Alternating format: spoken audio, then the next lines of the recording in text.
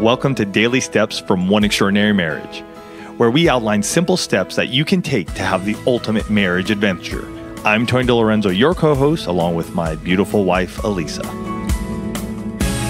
In today's show, we answer the question, how can we make our words and actions our new normal if we didn't grow up that way?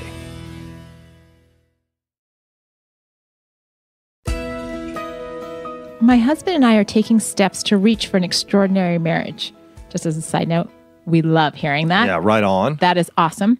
She goes on to say, you talked before about how you both grew up with families where being intentional and loving was normal. It was not that way for my husband and I, so all of our efforts seemed forced and awkward. I find myself holding back with words and actions because I was never that way before, so it would appear to be very out of place. This is such a significant question in that, here's this couple that's really going against, physically going against everything that they saw modeled, right? They were both raised in families where this whole affectionate, loving, let's hug, let's cuddle. And so she's right. It does feel forced and awkward. Yeah, because you're going against what you grew up knowing. Right. And, touch gets into other people's spaces and it gets into your space. And saying things that are affirming or life-giving when you're not used to hearing them or receiving them can actually cause you to kind of stop to, go, oh, what's that about? So can I share something here of my life and growing up? So my family was affectionate. I would say from a physical standpoint, there was definitely growing up in an Italian family. And I've shared before that, you walk into a room as a kid and my dad would be like, hey, you make sure you give a kiss to everybody here. Or even in my own family, I would walk through the door and I'd give my mom a kiss and even my dad a kiss on the cheek. It was part of what we did. On the other side, though, I would not say the words necessarily were loving or affirming. I feel like my parents, as I was growing up, lived in a place of fear at times of me going out on my own and pursuing my own dreams. I think my mom still has that at times, even now. So it's not that I grew up with those words, definitely the physical, but do know that for my own life growing up, I had to relearn and teach myself a new way. Mm-hmm. And to that end, it is possible. So I just want to first say that it is possible. Is it going to feel forced and awkward? Absolutely. As I was thinking through this particular question, I thought, the image that came to mind was of kids riding a bicycle. Right? When a kid first gets on a bicycle, hopefully they're wearing a helmet. In this day and age, of course, they're wearing a helmet, safety first. And, they're trying to put both their hands on the handlebars. They've got, left foot, right foot, and trying to figure out how this all goes together and to go forward at the same time without falling over and skinning their knee. Mm-hmm. Right? Completely forced, awkward. They have to think about every single nuance. And, in all honesty, somebody's behind them holding them up so they don't fall. And then you let go and they do fall. It's horribly awkward. And yet, if you watch kids over a period of time as they practice all of this, as mom or dad runs behind them holding onto the bicycle and then lets go, and they have no idea that they're, doing it on their own. It's just happening. And they're like, oh, and they're still shaky. The forced and awkward part does get easier. It does become muscle memory. It's just like with Tony getting into this place, with his family and even within our family of being able to say those words that he didn't hear. We're very physically affectionate, but for him to get to this place where he speaks the words of life and affection to me and to the kids at the beginning, forced and awkward. Yeah. And I would even say though, even in our marriage today, the physical touch from Elisa is still she has to think that through. She has to think about that.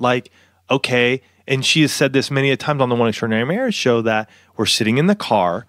Okay, arm, hand, move over, grab Tony's shoulder, grab Tony's forearm, touch his knee, let him know that I see him here, that I'm present with him. Mm-hmm. And so we are still a work in progress. My words were not those of, uplifting and encouragement our entire marriage. Calling Elisa my beautiful wife, Elisa, started about 6-7 years ago now. So it's still a learned and something that we continue to grow. And like as Elisa was saying, though, it may be awkward at first. It may be weird to have to say that, but you continue to do it. I remember there was a time when God spoke to me and said, you know what, Tony, you need to tell your dad every time you speak to him on the phone, before you get off the phone, you tell him you love him. You tell him that, because I never heard those words growing up. My dad never said, I love you, Tony. I mean, as he got older, we did, but this is why, because I made the effort to get off that phone with him, and it was awkward and weird at times to do it.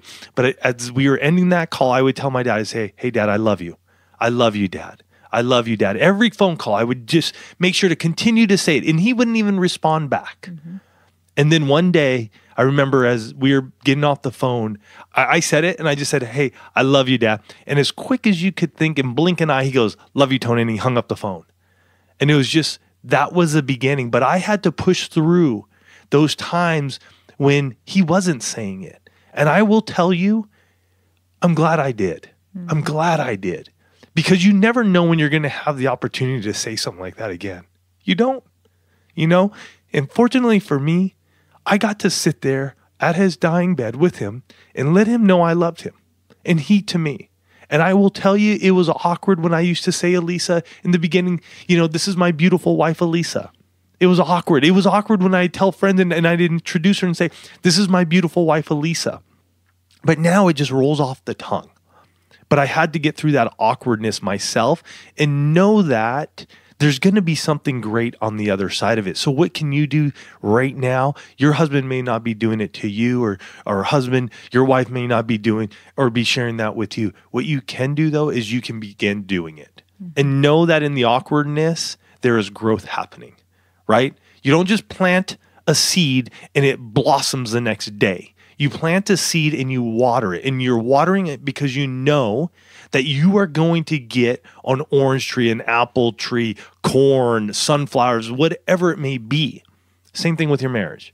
If you're going to tell them something, continue to say it, continue to water it, continue on until, that point where they tend to start hearing those words. They got to be watered enough to break through the ground to then be able to respond. And to that end, it's so important for the two of you to have a vision for what that's going to look like in your marriage, right? If you didn't have it, what are you trying to create, right? And to sit down and say, what is our vision? Whether we're talking about our physical intimacy, whether we're talking about those words that we're speaking, what's the vision, and how are we going to take actions that are in alignment with that vision, mm-hmm. right? It doesn't just happen. Like Tony didn't just one day get his dad to say, I love you. Right? He had a vision for what that was going to look like, and he took actions in alignment with that vision. And, I don't know where the two of you are right now. I don't know where any of you are, in any area of your marriage right now. But to work through your own marriage vision, check out oneextraordinarymarriage.com/ourvision. This is a multi-page worksheet that allows the two of you to really think through, what does our marriage vision look like, and what are we trying to create, and then to get you in alignment with those action steps needed to create that vision.